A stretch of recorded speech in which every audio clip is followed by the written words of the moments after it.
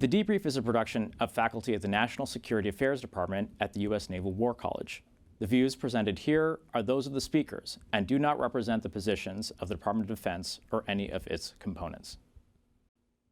Welcome, everyone, to this edition of the Debrief podcast. I'm your co-host, Nick Gvozdev, a professor in the National Security Affairs Department.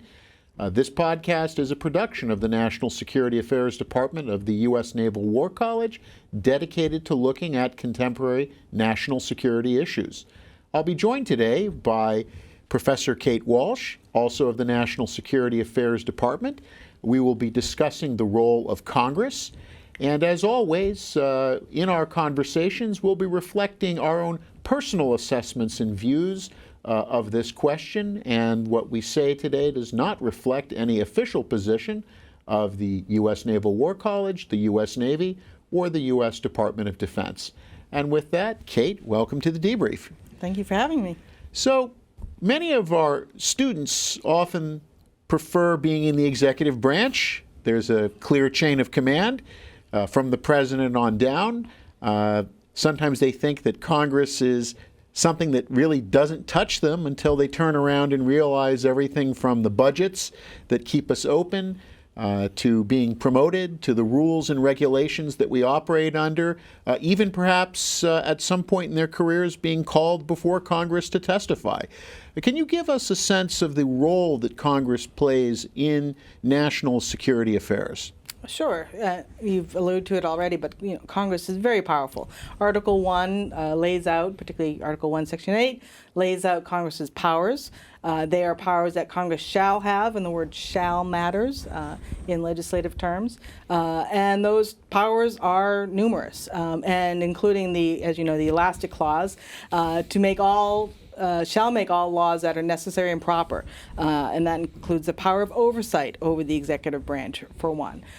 So those are, some of the top level issues. But as you suggested, military members, their promotions at 04 and above, I believe it is, will be decided by the Senate.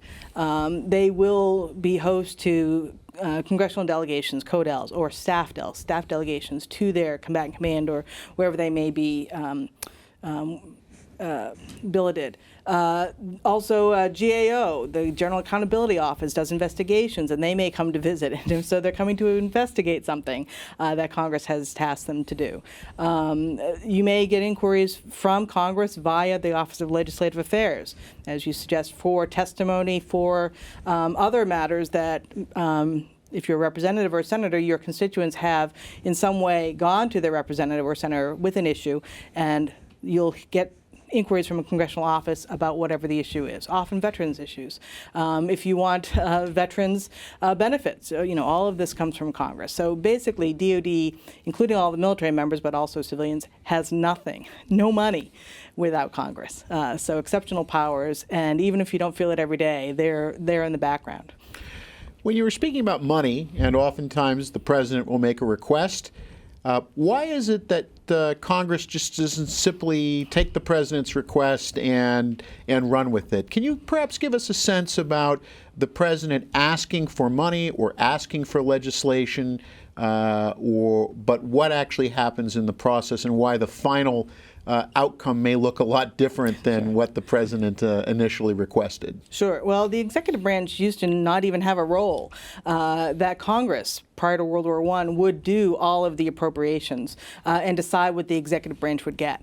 But as the U.S. government became greater and we became more of a global power through World War I and World War II, the budget became so large and so many details that Congress actually asked the executive branch to submit a budget that then they would review and conduct oversight over. And so that is the process today, that the president will submit a budget due around the State of the Union by law, and submit what the president and all the departments that feed into the president's budget say that they need. And then Congress will start to have hearings and do oversight and decide what they agree with, what they don't agree with. And then, of course, that is supposed to wrap up by the end of the fiscal year, or to be ready, at the beginning of the new fiscal year, October 1, which has been challenging. But this is a back and forth throughout the calendar year between the executive branch requesting and Congress overseeing and deciding, authorizing in the first case, and then appropriating the monies in the end. Congress has a pretty wide array of issues that they have to consider, and members of Congress can only be expert in so many issues, or only going to have a sense of familiarity. And then this brings us to the question of staff. And I was remiss in not noting earlier that you're not only a scholar of Congress, you were a practitioner. You worked on the Hill, and you worked in organizations that liaise directly with Congress. Can you give us a sense of the role of staff? There's the member, but what about the staff, and what are some of their functions, particularly as it relates to national security issues? Sure. I'll get to the professional and then personal staff in a moment, but you're right. When my first entree working with Congress was as an intern back in my undergraduate days, and I think in some ways where I learned the most. I was working for my state senator, who was a powerful senator on the Senate Armed Services Committee at the time, and so his military legislative aide, who went on to become Deputy Secretary of Defense in later administrations. That was my first understanding experience with Congress. And one of the things, two things I learned that are still important that I usually share with my students. One, the power of an intern, an unpaid, very junior person, first time on Capitol Hill, has the power, if delegated by the senator or member of the House, which is common, of a staffer, of the senator or the member of the House. And so I learned this in a practical sense, if you forgive me a quick story. Please. I was working for the military legislative aide. A constituent had a question. It wasn't a typical question where a form letter might be a regular answer, so I had to investigate. So I called over to the Pentagon. I was instructed, call to the Pentagon, ask about this question. And this was back in the days when you actually had rotary phones. So I called up and I said, hi, this is Kate. I'm the new intern at Senator so-and-so's office, and they hung up. One of my, I think, very first lessons of Washington. Okay, so I called back right away, and I said, I'm calling from the office of Senator so-and-so, who happens to be on the Senate Armed Services Committee. They knew, yes, ma'am, what can we do for you? So even as an unpaid summer intern, I had the power of the office. And that's something that, trickles down, particularly to the senior members, but is important to understand. And in fact, personal staff and then professional staff, they have an equivalent of 2- or 3-star admiral or general officer in terms of formal protocol. So beware of the staff, including the interns, who are doing the work of the members in many cases. And then the other stories about personal and professional staff. So personal staff are also quite young oftentimes. They're working on behalf of the member, including on their campaigns oftentimes. They'll set aside and do that, but in a political and sometimes partisan sense. A professional staff member is somebody who's typically been on the Hill longer, has worked with members oftentimes, and has moved to the committees. So they're staff for the committees. So they tend to be a little older, a little wiser, more experienced. And then once you're on a committee, you tend to stay with the committee, sometimes even depending on whether the committee shifts in terms of Democrat or Republican majority. So you want to know who you're dealing with in that sense. And I've also had the experience of working with staff. And they're, as you suggest, they can't do everything, so they'll often reach out to experts who are consultants, who are defense consultants, who are lobbyists, who are think tank people, media, whoever is an expert, they'll reach out. And then they may ask you to testify at a hearing because they want to know more, but in a public setting so that it can, enlighten others and or perhaps serve an agenda. And then there's also background briefings, which I've done for senators and staffers as well. If you're the expert, and I'm sure you've done the same, they may call you into the office and say, tell us what we need to know about this. And when they're doing co-dels and staff dels, they're reaching out and they're trying to understand themselves, the staff or the members, to understand on the ground what's happening better. So there's lots of opportunities for staff and the members, but particularly staff who the members lean on for their expertise, often recommending which way should the senator or House representative go, because they can't read everything, do everything. So the staff are essential, even down to the intern. No, I think that's important to keep in mind. I wanted to also just continue on a point that you had raised about, senators and members. They're trying to get more information. They're trying to understand the issues. Of course, they're all elected. They're elected to represent specific constituencies. In the case of the Senate, they represent a state. In the case of a member, they're representing a specific district. How do, in your experience and what you've observed, do members of Congress reconcile the obligations that they owe their specific constituency, their state, their district, with a sense of national interest or a sense of what's good for the country? If you can give us some sense of because it is a give and take, and there can be issues where something really matters, say, to the district, which may not necessarily be in light of kind of what someone at the national level would want. So how do members reconcile that? Well, in my experience, both having worked and observed for a long time, I think this is a dilemma, and I think it's really a personal decision ultimately, because I think much like anyone else who's called to Washington for whatever reason, be it military service, public service of some sort, or the think tank world as you and I came from, there's some sense of public service, right? Now, how do you achieve that? Sometimes the rationale is, well, I have to be elected in order to do that public service. Therefore, getting reelected is number one above everything. Now, sometimes that can be a rationalization as well, but that is in there, right? And sometimes they're at odds. And they're there to represent their constituency, as you say. But sometimes issues are not just about being that representative purely. There are issues that can be ethical, moral, or, as you say, about war and peace at the strategic level. Is this a right or wrong decision? And sometimes a member will decide to go their own way and pay the cost at the election booth, or other times, well, this is what my constituents elected me to do. So I don't think there's any right answer to this. I think it's an individual decision.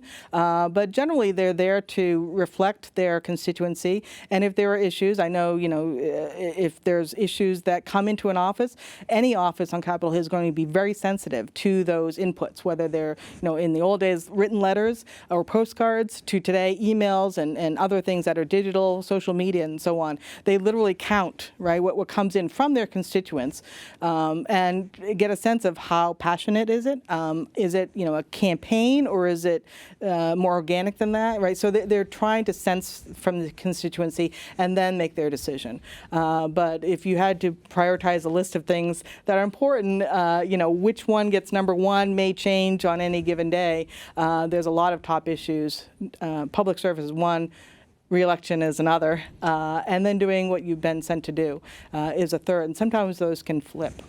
I wanted to pick up on that point because I think that people who have not worked on the Hill don't realize how much attention is paid to the opinion of the district, whether and keeping the phone logs, keeping the letter logs. I would assume, as you said now, digital, social media, that offices are very attuned to that, and oftentimes people don't realize that even they think, oh, I sent something in and I didn't hear, I got a form letter, but that it is a data point.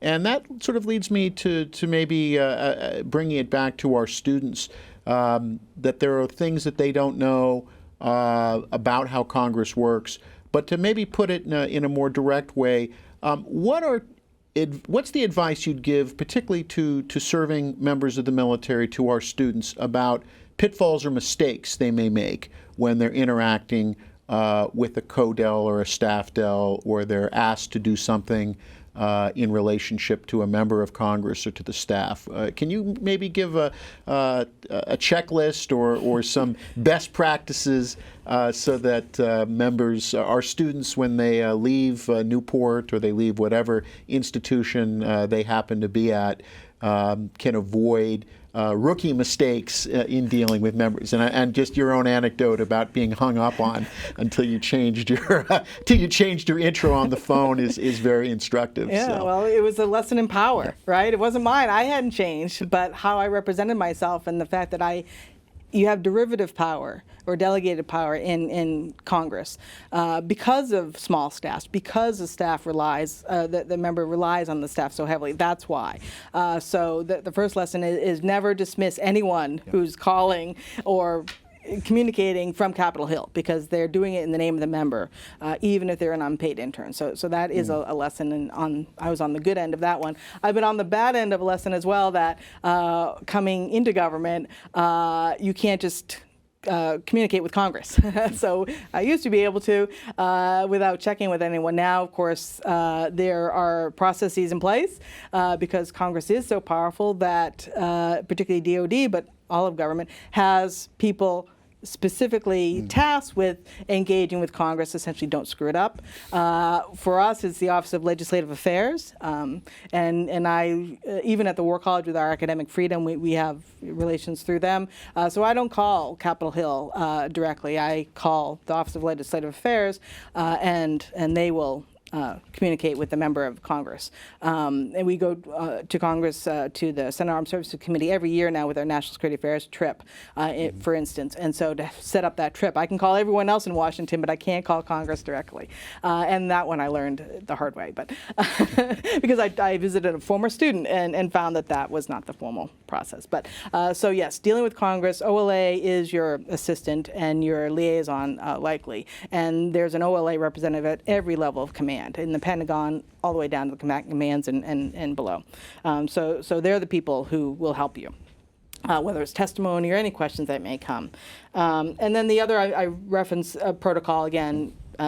These professional and personal staff do have higher equivalents than you'd expect, and they know that. So you want to treat them as if they're generally, 2 or 3 star equivalents. And if you don't do that, of course, then the challenge can come in terms of all the ways we interact with Congress, and that could be undermined. So, and then finally, it comes down to money, right? Why is Office of Legislative Affairs there?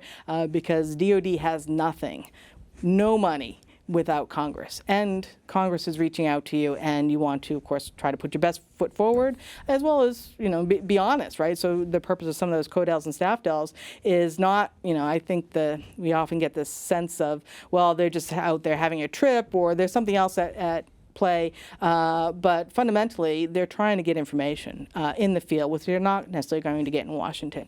So it can be as much of a hazard potentially, but it's an opportunity as well to educate members and their staff who are looking for information on the ground, out in the field, and to share with them what you're doing and how you're doing it, and some of the good and the bad. So have that two-edged sword, that hazard but also opportunity in how you're dealing with members of Congress, because they are small in terms of numbers, and they have an enormous responsibility, and so those staff are essential to helping the members do that. Well, thank you very much, Kate, for this overview of Congress. We could continue this conversation for hours. There's so many topics we could discuss, but this does give us, I think, a sense of why it matters, and I hope that the takeaway that the students are taking from this debrief is that Congress is a full-fledged participant in the national security process and is part of your careers and will remain a part of your careers as long as you're in service. So with that, thank you very much. Thank you.